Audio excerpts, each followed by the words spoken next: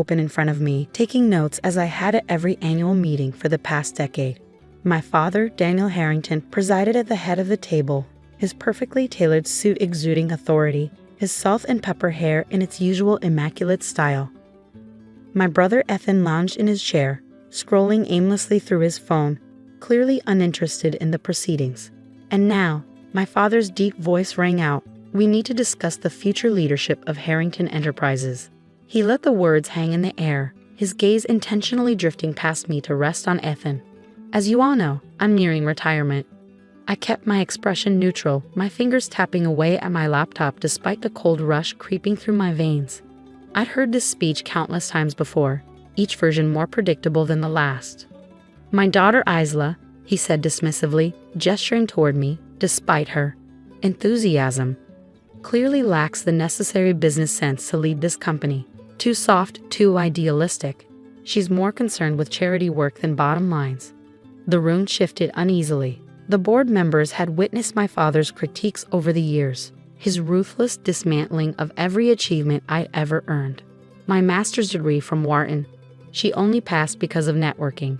My successful overhaul of our struggling European division. It was a fluke. My proposal to restructure our marketing strategy that saved millions? I'm sure she copied it from a consultant. Ethan smirked, finally looking up from his phone. "Face it, Dad," he laughed. "Isla's just here to take notes and organize lunch. That's all she's good for." The board members chuckled politely, but I noticed a few subtle glances in my direction. They had seen my work firsthand, knew I was capable, but none of them would dare challenge Ethan or my father's favorites. "You're right," I replied softly, shutting my laptop. "I'm just here to take notes." My father's smug smile faltered when I reached into my briefcase and pulled out a thick manila envelope. "I'm also here," I said coolly, "as the majority shareholder of Harrington Enterprises." The room fell silent. Ethan's eyes widened in shock. My father's face drained of color. "What kind of nonsense is this?" he demanded, his voice growing sharper. I methodically distributed the documents to each board member, my hands steady despite the pounding in my chest. "6 months ago, when you were busy handling Ethan's public scandal, our stock dropped dramatically. Do you recall why, Father?" He said nothing, but I saw the flicker of recognition in his eyes. "It happened right after Ethan's arrest for assault, the one you paid to keep under wraps. Our stock plummeted 40% overnight. That's when I began acquiring shares quietly through a third party. By the time you were scrambling to fix Ethan's image, you never even realized who was buying up the stock." Ethan sprang forward, reaching for the papers, but I pulled them out of his grasp. "This is impossible," he yelled. "Dad, tell her she's lying." But my father was staring down at the documents, his face a shade of gray I had never seen before. He could see it, the signatures, the legal verifications, irrefutable proof that I now controlled 51% of Harrington Enterprises. "How?" he whispered. "How did you manage this?" I let a small smile tug at the corners of my lips. "Remember Aunt Claire's inheritance? The one you told me was too risky to handle. I didn't listen to your advice, Father. I invested it. Wisely." The board members murmured amongst themselves as they processed the implications of what I had done. I could feel their opinions shifting as they realized what was unfolding. "This is insane," Ethan yelled, standing up so suddenly his chair toppled backward. "I'm the rightful heir to this company, not some naive girl woe." "Mr. Harrington," our legal counsel, Olivia Morgan, interjected, her voice calm yet firm. "I've reviewed the documents. They are entirely legitimate. Your sister is now the majority shareholder of Harrington Enterprises." I reopened my laptop, revealing not meeting notes, but a polished presentation. "Now that we've cleared up the ownership issue, let's talk about the future of the company, starting with the excessive bonuses and the reckless spending by some of our executives." Ethan sank back into his chair, his face as pale as ash. My father gripped the edge of the table, his knuckles whitening. "You think you can do this?" he growled. "I built this company from the ground up." "Yes, you did," I agreed, "and then you nearly destroyed it trying to shield Ethan from the consequences of his actions. The Montgomery account we lost last year, that was because he showed up to the pitch drunk. The Parker lawsuit, that was due to his inappropriate behavior with an employee. The European division crisis, it was his lack of oversight that caused it before I stepped in to fix things. I addressed the board directly. I compiled a full analysis of the company's performance over the last 5 years. I believe you'll find it quite enlightening. For the next 2 hours, I laid out the evidence, Ethan's failures, the money my father had funneled out of the company to keep scandals under wraps, the legal risks we were facing if changes weren't implemented immediately. I presented a clear, structured plan for turning the company around while maintaining our competitive edge. The board listened attentively, asking insightful questions, engaging with my ideas in a way they never had with my father's or Ethan's proposals. I could see respect building in their eyes as I demonstrated not only my knowledge, but my vision for the future. Throughout it all, my father remained silent, his face growing more stormy with each passing minute. Ethan alternated between texting frantically, likely trying to bribe lawyers, and glaring at me with open hatred. When I concluded, the board voted unanimously to approve my proposals. This included removing Ethan from his executive position and significantly curtailing my father's direct involvement in the company's daily operations. As the meeting adjourned, my father finally broke his silence. "You think you're so clever, don't you? Using my own methods against me." I packed my things calmly. "No, father. I used my own methods. You taught me that women are too emotional to succeed, so I removed emotion from the equation. You taught me that power is everything, so I gained it. You taught me that loyalty doesn't matter in business, so I stopped letting family blind me to what's right." "I'll take you to court," Ethan spat, waving his phone. "My lawyers." "Your lawyers will tell you to comply," I interrupted. "Unless you want me to release the full documentation on your past indiscretions." "I've been taking notes for years, Ethan. Very thorough notes." I stood smoothing my skirt as I prepared to leave. "You have until the end of the day to vacate your office. Security will escort you out. Father, you'll find the revised contract on your desk. I suggest you read it carefully before deciding whether to contest my decisions." As I turned toward the door, my father called after me, "You'll regret this, Isla. You don't understand how hard it is to run a company this large." I paused, allowing a small smile to cross my lips. "Actually, father, I've been running it for the past 3 years, ever since you entrusted me with a European division. You just didn't bother to check the reports closely enough to see my strategies turning everything around. But don't worry, I'll keep taking notes at future meetings. It's what I'm best at." The door clicked shut behind me, leaving them to stew in their own arrogance. Outside, my assistant Emily was waiting with a stack of documents needing my signature.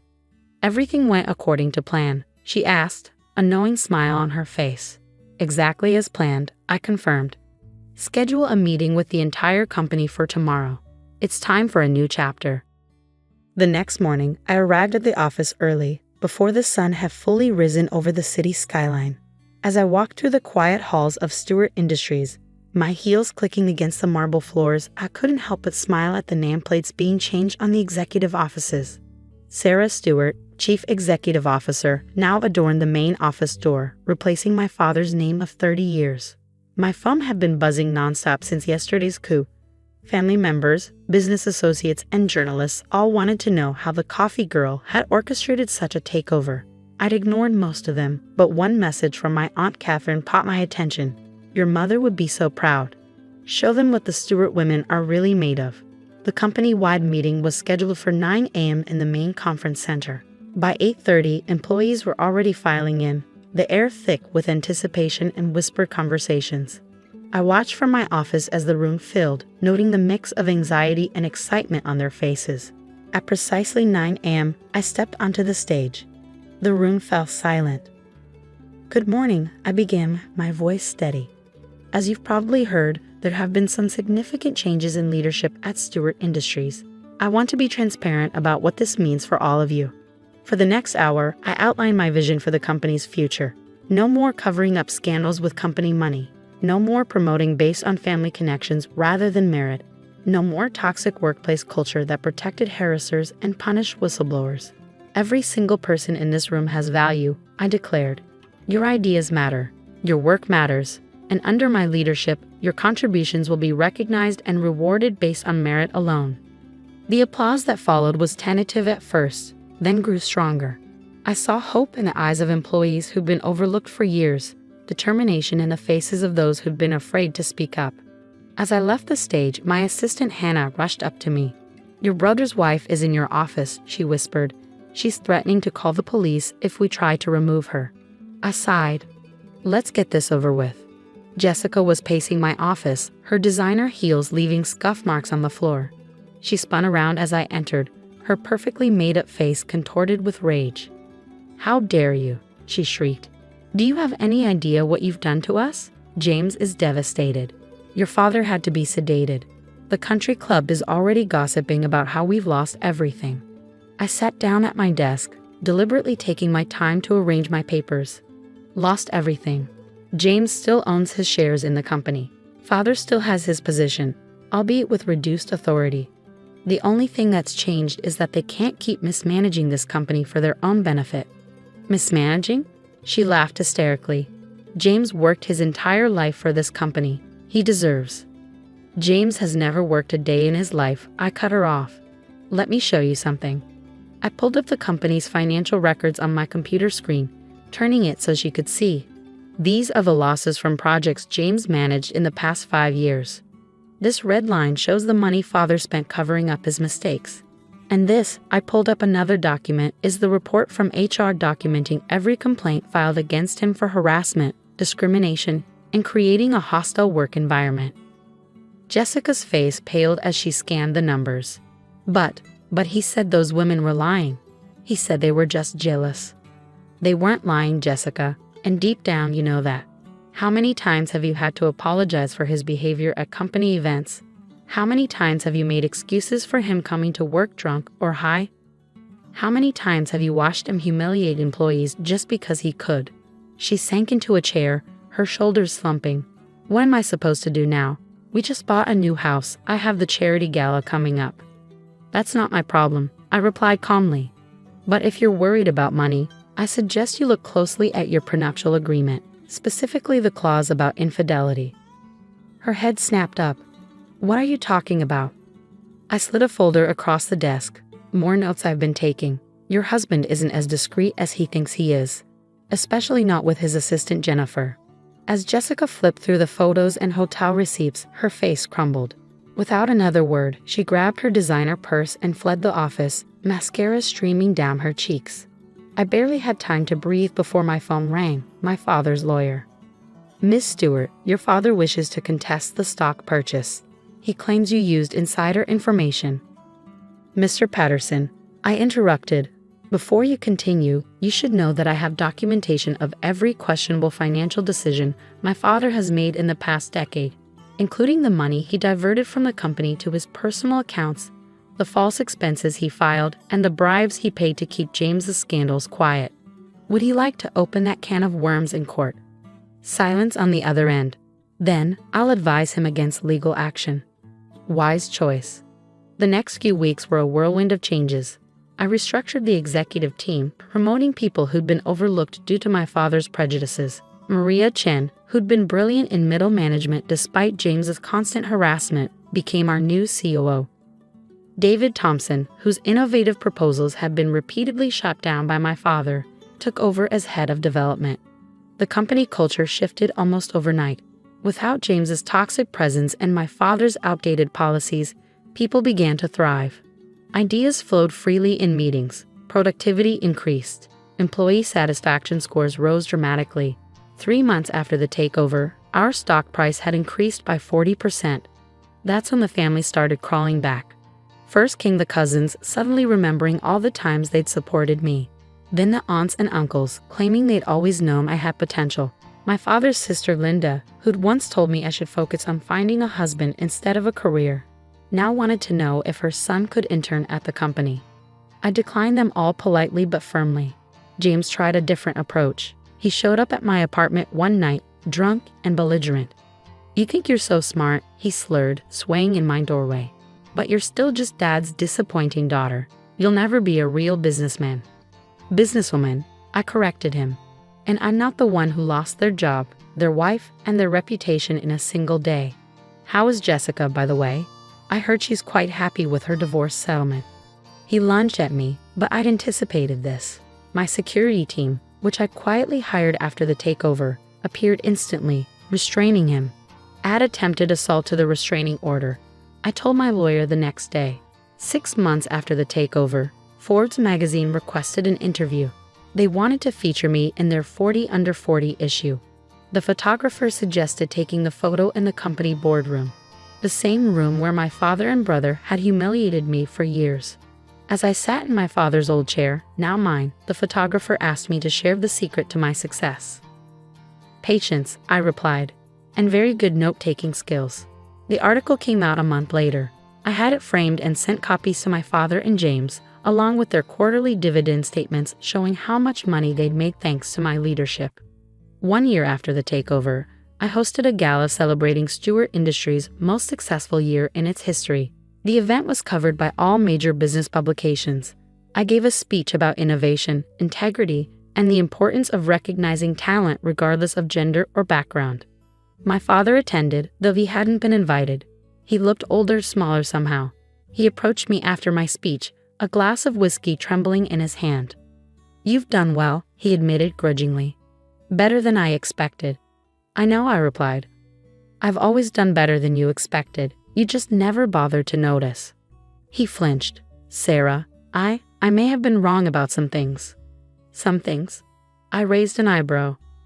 "Many things," he amended. "I don't suppose, is there any chance we could start over? As a family?"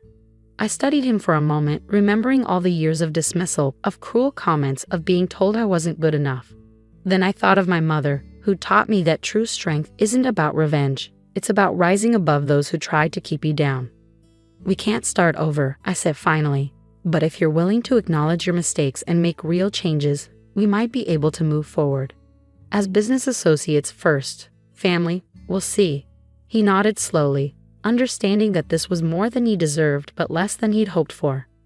The next board meeting was held in the same room where everything had changed a year ago. But this time, when I sat at the head of the table, no one questioned my right to be there. When I spoke, everyone listened. My assistant brought in coffee before the meeting started, premium roast served in fine china cups. I caught my father watching as I poured my own cup. "You know," I said conversationally, "it turns out I'm actually terrible at serving coffee, but I'm excellent at running a Fortune 500 company. Funny how life works out, isn't it?" The board members chuckled. Even my father managed a small smile. I opened my laptop, the same one I'd used to take all those careful notes over the years. But now, instead of recording their dismissive comments and cruel jokes, I was presenting our latest quarterly results, our expansion plans, our rising stock prices. The company was thriving. Our employees were happy. Our innovations were making headlines. And the quiet girl they'd underestimated for so long was leading it all. Sometimes when I work late in my office, I look at that old graduation photo and think about how far I've come. My mother's words still ring true. The best revenge isn't about destroying others. It's about becoming everything they said you couldn't be. And I've become so much more than they ever imagined possible.